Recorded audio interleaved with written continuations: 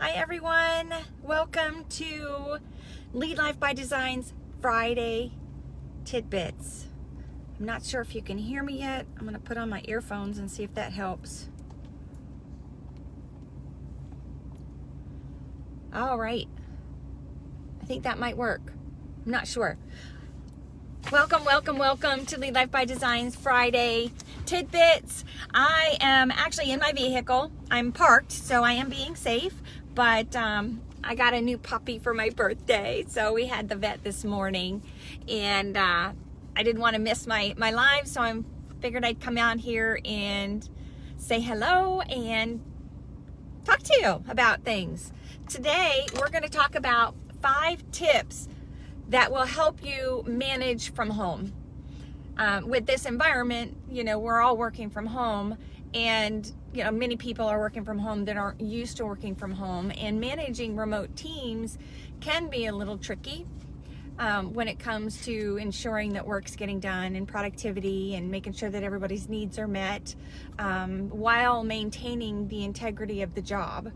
So working from home myself, I have learned a few things that were challenges and things that have helped me improve the way I manage my teams because they're all remote. Almost everyone I hire are freelancers, so being able to keep that communication up and running and keep the projects going. Hi, Shelly. Keep those projects going. It's important to ensure that as managers that we're able to shift from a management mentality into a leadership mentality, and making sure that our teams are producing and making sure that they are doing the job as well as they would do the job if they were in an office setting with you right nearby, right? So hello, if you don't know me, my name is Sheila Wood, and I'm the CEO of Lead Life by Design and the founder of the Financial Alignment Academy, where we blend personal development strategies with a financial plan. Now, I call myself a finance and success coach for the sheer fact that it's not all about the finances particularly. The activities and the actions that we take in our life and in our career affect our finances. So for us, as a success portion of the coach, it goes into the career building, the leadership skills, the being able to grow as an individual in your profession and in your career, because those growth movements actually help you make more money, which helps advance your financial plan, right? So that's why it's a finance and success coach. So leading into the leadership side of things, where I'm being certified through the John Maxwell team system, as well as Brendon Burchard, who is one of my #1 productivity and executive coach strategies. I've been following him for years in my career. So now I've decided that I'm going to get certified by them, and so I can teach their concepts as well. So taking a step back and looking at how do you manage a remote team. These 5 tips will help you ensure that the communication continues open, that the projects are moving forward, and that your staff's needs are being met while you're in this transition period. So #1, talking about is, I apologize. I know this is going to be backwards because of the mirroring on the phone. I haven't figured out how to do that. So they'll be backwards, but that being said, I'll be sure to make sure you can understand what I'm saying here. So checking in regularly, right? What does that mean? I highly recommend, and many professionals highly recommend, making sure you're having daily connection with your team. That's your entire team, right? Ensuring that they're starting the day off right and that they're ending the day understanding what worked and being able to notify you of the challenges that they're having, so that you can be the person that they can come to for solutions and ideas on how to make their life better. Because your team is going through many different aspects of working from home as well. You know, they have families, they have children that are home now, their spouses are home. They may not have workspace already developed for themselves to be able to stay undistracted while they're working, right? So they're going to have their own challenges working from home. So you as a leader can assist in that by helping creating that constant check-in and ensuring that they have everything they need to get the job done, right? So we highly recommend, everyone that I know of highly recommends daily interaction. Now, I take that a step further, and having that check-in in the morning, first thing in the morning, the entire team, you know, going through sharing who's responsible for doing what's the goal for the day, what things do we absolutely have to get accomplished and by what time, ensuring that those deadlines are in fact in place and that everyone knows what their responsibilities are for the day, right? And the timelines that are associated with that. And then at the end of the day, actually having a follow-up meeting, right? Talking about with your team as a whole and allowing everyone to have a say in how their day went and is critical, because then you can go, okay, so these were the projects for the day. What worked? What challenges did you have, team? And what can we do to help eliminate those challenges? You know, what are some recommendations in being able to shift that? Because you may not have the answer, but somebody else on the team might actually have something that will work for whoever's having the challenge, right? In having those daily connections first thing in the morning and in the evening before you end your day actually creates team cohesion as well as open communication for the team, right? You as a leader set the tone. They follow you. It comes from the top down. No matter where you are in the management tier, your team, you're the top of your team, right? You're the top of your team. And now if you have a team above you, then you're leading from the 360 perspective. John Maxwell has a book called Managing 360. It's one of my favorite books I've ever read as I grew through my career, because it talks about no matter what position you're in, you can be a leader. And how do you do that? Is by you being able to make recommendations upline to help your team do better, right? So you as a manager are allowing your team to make recommendations to make things better going up, right?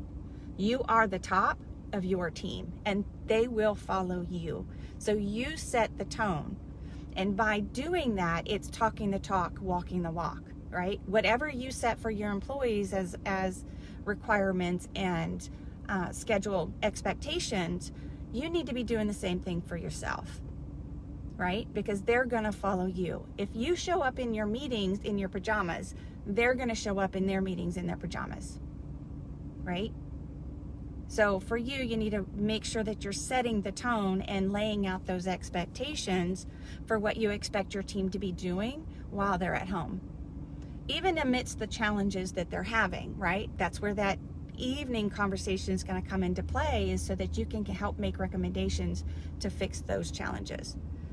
So setting the tone and setting those expectations are critical, and walking the talk, right? So next one is team contact. Everyone on the team should be able to get a hold of all of their team leads. Now, the first objection that I hear a lot of when you talk about handing out contact information for your team is sometimes the team doesn't always get along, or sometimes there's more of a, maybe there's some harassment going on that you don't know about, and your team member is like, I don't want to give out my contact information, right? That's okay. What I'm saying is have a way to communicate with the team on a regular basis. So some of the things, I do have a list today that I have to go back in since I'm not home. I'll go back in and post it in the description. But I have a list of technology options that will help alleviate, to help fill in the gaps for some of these things for communication and being able to get your projects and stuff online. So making sure that with the team, there is a way the team can contact each other, and that's more than one way. So if email is your main source right now, if somebody doesn't have access to their internet in the moment, or maybe their internet's slowing way down because there's 50 million people on it at the same time, then you need another way to communicate in the moment, right? So text messaging and phone numbers would be the first way of doing that because everyone has their phones on them. But if your team doesn't feel comfortable sharing that information with everybody else, then you need to have another way. And some recommendations, like Voxer is one that you can use as a team. It's a great app that all phones have access to. It's free. Using your project management tool for collaboration and communication is another great idea, which I'll get to in the next section. But making sure that you as a manager or a leader have those expectations for communication in place, so that if this doesn't work, then go here. If this doesn't work, then option 3 kicks in, right? And so everybody knows the process of what's primary source of communication, secondary source of communication, and third source of communication, because there's always a way to communicate in these times, unlike if it was a hurricane and all systems are out, right? That presents a different level of communication issues. The communication issues that we're seeing in the environment today has to do with internet and overuse of these systems, right? So I'm actually creating just to kind of bridge, I'm creating a 5-day work from home series that I will be releasing next week. It's just to be a daily video on different tips on how to work from home, not just from a manager's perspective, but from an employee's perspective as well. You'll have access to that next week. And this video will be the first video in that. But it really talks about ways that you can help close those gaps with the challenges we're having between system use, internet use, and being able to have other ways of communication. So, because a lot of people may not have unlimited data, or they may not have, most people do have unlimited now, but some don't. So you don't want to assume that everybody has the same capability to communicate with each other, right? So going back to that first section in those daily check-ins, and understand the evening check-ins and understanding the challenges that they're having, that's where you're thinking outside the box of a leader to say, okay, so this communication channel didn't work for everyone. What else can we do?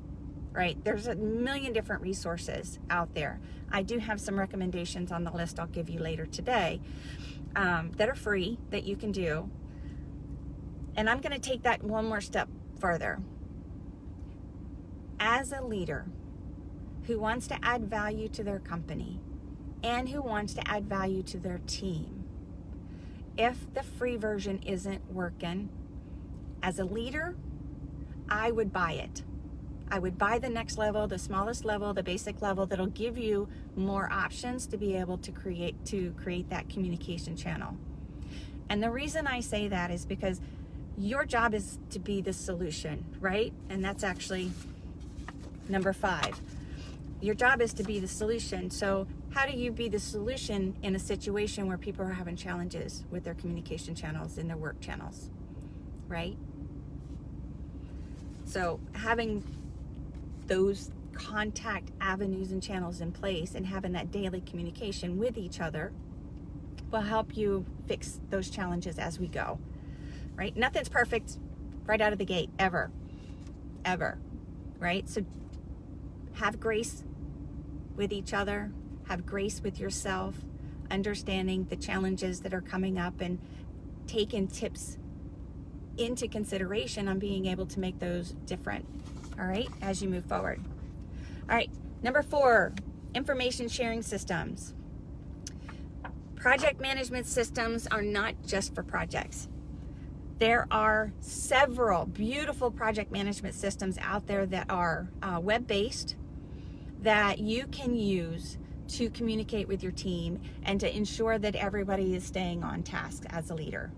Trello is a beautiful free version of a project management system that I have used in the past that allows you to create those work lists and assign people to them. And it's all web-based, so everybody has access to it. You only need one version that way, and then you share the login for that so people can use it. I liked Trello, but I moved to Asana. I like Asana better because it was easier for me to use. I'm not a technology person, identify myself as that.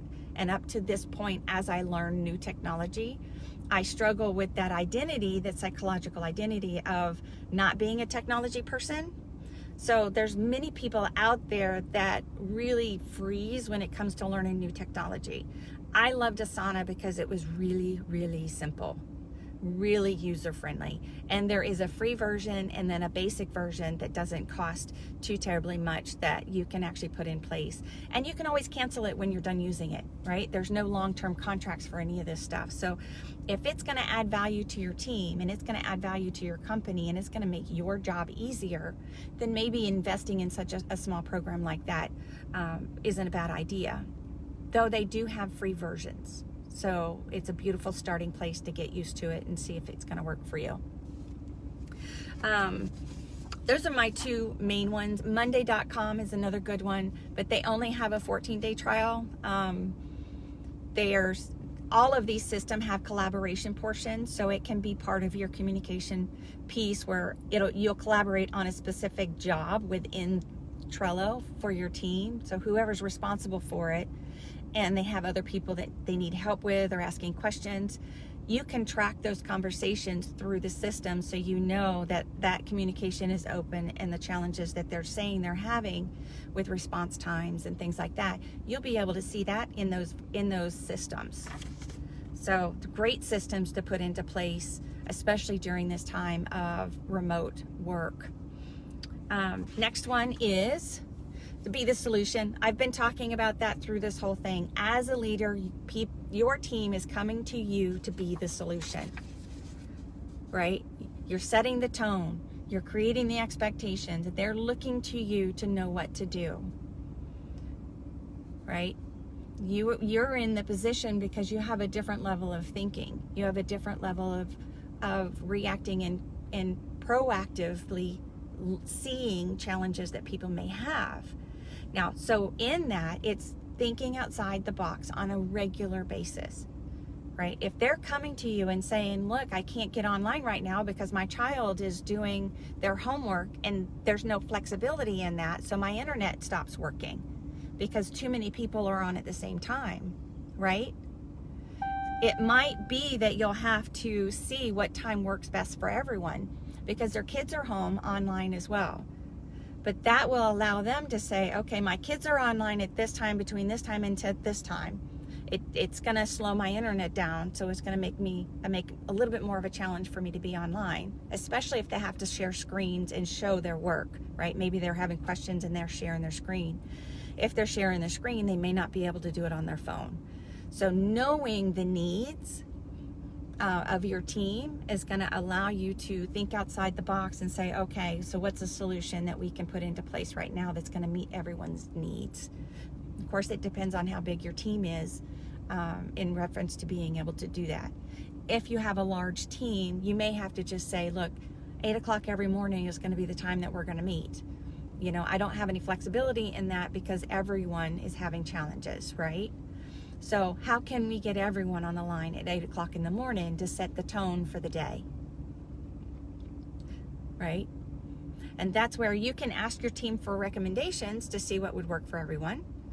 And you can start looking it up and seeing what other people do because there's so many tips out there for solutions, on Google, online. That's usually pretty much where I go when I'm having a problem with something. I go to see what other people are doing and trying them, see what works, right? These times are different for everyone, and not everyone is meant to work from home. Not everyone is really strong at working from home.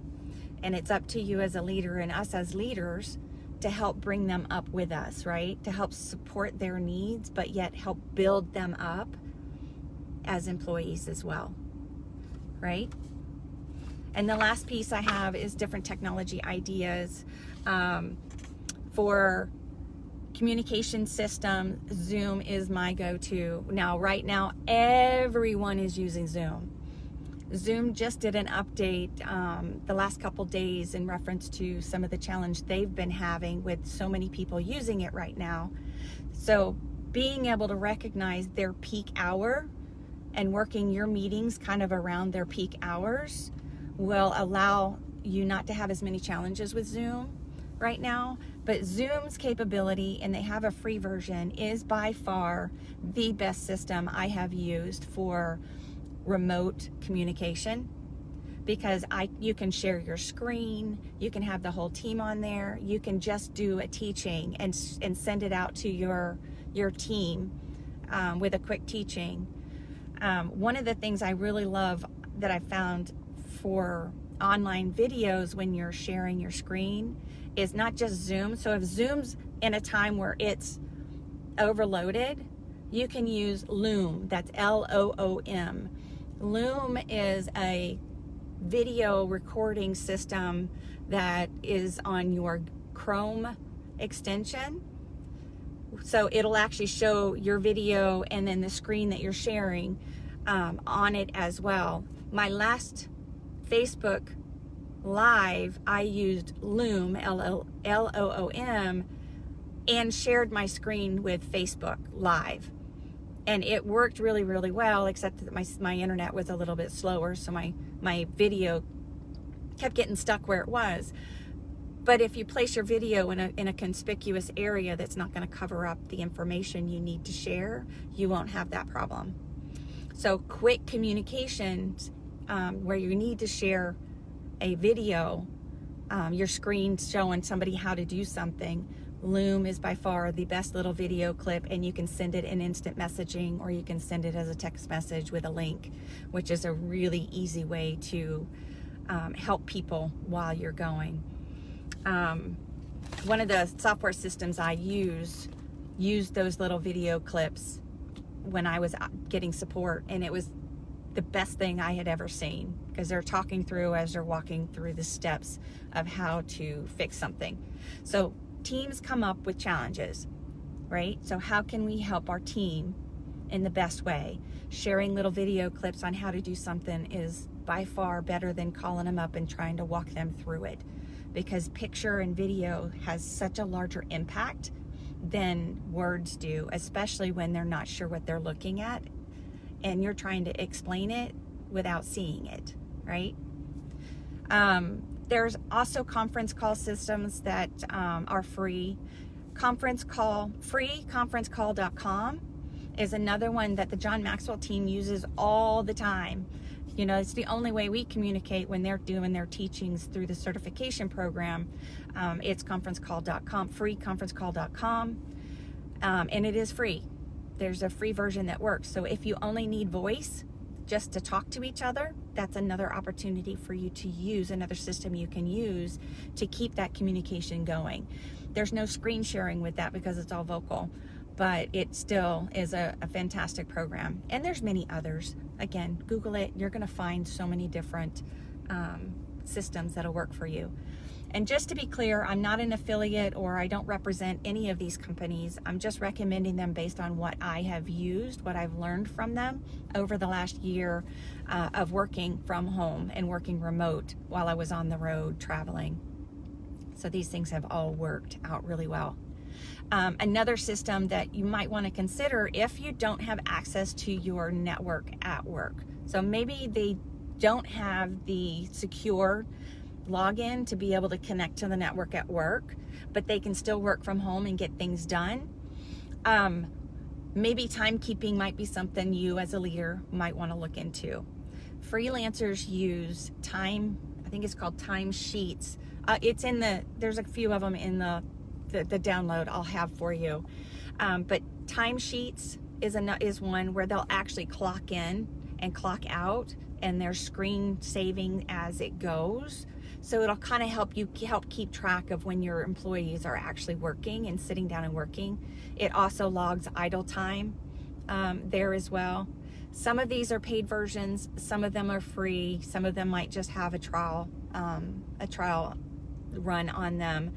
But out of the list that I'll give you, there's a few that are used by freelancers, because freelancers usually log their time because they're getting paid hourly by the person who hired them. So it allows that tracking of time without it being your office network, if you will. So it's just some solutions, some things to consider. You may not need that.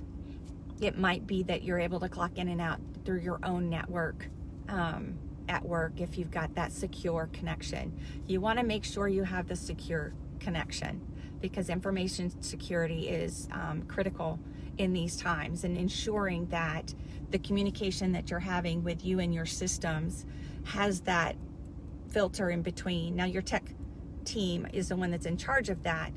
So if you're logging into your systems, then typically you'll have your token or a secure password or two-factor authentication, things like that, to be able to log into your work systems. If they have their time system there, then you don't have to worry about having a time system for your employees. But have that meeting every day, first thing in the morning and in the afternoon, right? Or in the evening, so that you can keep communication. Don't forget, you're setting the tone, right? They're looking to you to know what's right to do. So set that tone. Be the person to lead them through and bring them up, not the person that they're complaining about because you're not doing what you say they're supposed to do. Number 3 is making sure you have those contact channels in place so that if one fails, there's another backup, at least 2 backups, right? So if email fails, go to Voxer. If Voxer fails, go to your project management site, or et cetera, right? Come up with something that's going to work for you and your team. Make sure you have a way to communicate what's expected of them. Those project management systems are fabulous for knowing and being able to share information if you're working on a project remotely. Be the solution. Think outside the box. Be that person that they're going to for answers. All right, so I hope this helps. Again, I've got a 5-day series that I'm going to be putting out come Monday or Tuesday that'll help with individuals working from home as well. So I think that's good. I think that's about all I had to say for today. And so thank you so much for being here and learning with me through Friday's Tidbits. I will see you. Don't forget to like the video, share it for anyone who needs to know it.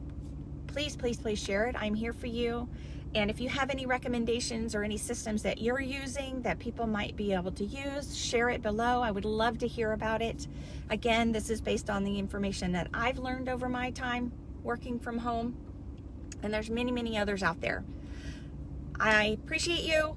I will see you next Friday for Friday Tidbits. Have a wonderful day.